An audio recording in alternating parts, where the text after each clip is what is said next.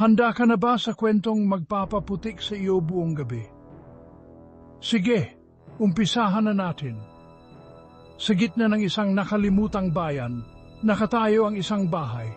Luma, pinagmumultuhan at naghihintay. Isang grupo ng kabataan armado ng mga flashlight at tapang ang nagdesisyong galugarin ito sa isang madilim at maulang gabi. Sa loob, nakita nila ang mga maalikabok na larawan ng isang babaeng may nakakapanindig balahibong ngiti.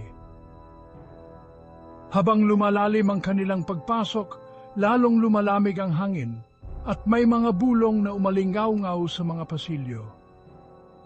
Biglang kumislap ang mga ilaw at tila lumapit ang babae sa mga larawan. Dahil sa takot, sinubukan nilang tumakas, ngunit hindi bumubukas ang pinto. Isang malalim na boses ang bumulong, "Huwag kayong umalis."